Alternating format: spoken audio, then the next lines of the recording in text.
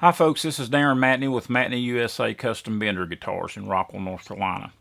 I wanted to do a quick video to talk about the differences between a Telecaster and an Esquire.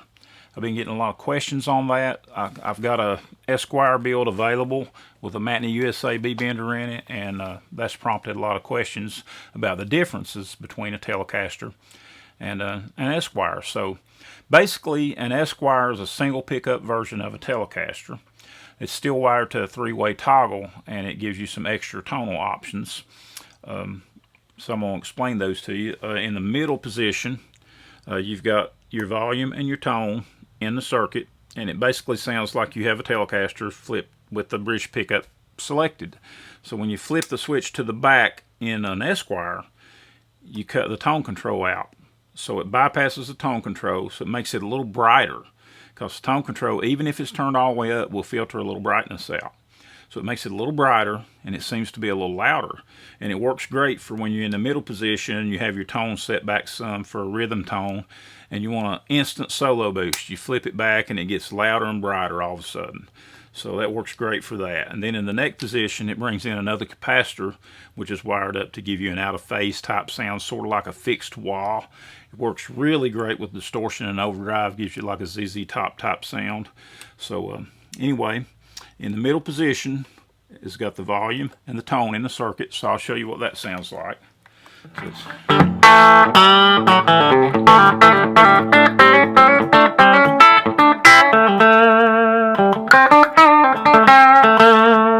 Okay, so now I can roll that tone down, and you can hear the difference. Hear how that smoothed that out? And now if I flip it from there, I'm going to hold this chord and sustain it as I flip it back, so you can hear it cut that tone out, and you'll hear the brightness jump in. Okay, so what that'll do for you, like I say, you got the tone set up here for a rhythm sound maybe.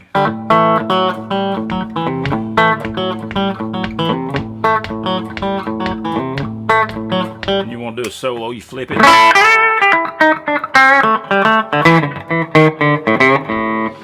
So there you go, it's that easy. You flip it up to the front position, it gives you that out of phase sound. The tone's still out of the circuit at that point, so that it doesn't affect it. It's just that one tone there all the time, that out of phase sound. And like I say, it sounds okay for clean, but it really shines when you put overdrive on it. Okay, so while we're into it here, I might as well show you a little bit about the Bender. And then we'll play a couple licks on it. But the Bender is made in USA, and it's personally installed by me. I built it, machined it, and installed it. It's got a access point right here for an Allen wrench to reach through and set the stopping point. So when this pulls up against that pad, you can have it in tune here, standard, and then you hit that pad and listen to it and see if it's sharp or flat and adjust it to where it hits in tune where you want it to hit and stop at. It's also got an adjustable spring tension, which a lot of Benders don't have. And it is one thing you have to take the back off to adjust, but once you get it set, you can kind of forget about it and put the back on and just leave it.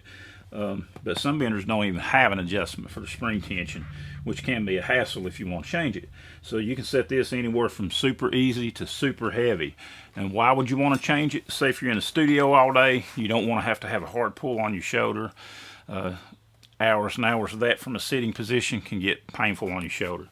So, but the flip side of that, if you're on stage and you're active, you run around, you jump around a lot of stuff, you'll accidentally pull this if you're not careful, if you got it set too light.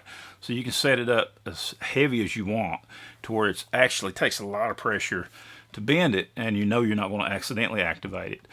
You can find the sweet spot that you like anywhere in between, and it's really easy to dial in. And once you dial it in, like I say, you just set it and forget it unless you have a reason you want to change it.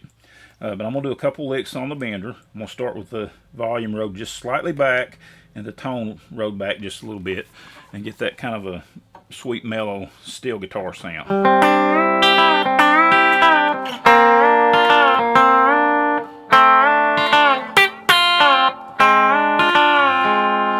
So I think that sounds pretty smooth, even though it's a bridge pickup. Which is kind of surprising to some people. But with the tone rolled back and you roll the volume back just a little bit, it mellows it out. Even with the volume up, the tone control works so well that it's just smooth. And you can get a brightness to it. wherever you want. And now you may want that brightness for certain things, like yeah,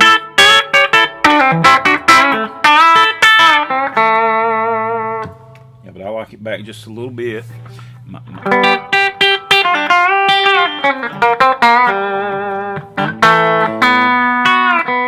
I went to do a G Bender lick, and it's a B Bender. So anyway, I offer G Benders too, by the way, and everybody needs one of each. And just anybody asks, I don't at this current time I don't offer a double system with the B and G on the same guitar, but I do offer the choice of a B Bender installation or a G Bender installation. All right, guys. Anybody needs an Esquire, be sure to get a hold of me. I appreciate y'all. Thanks a lot.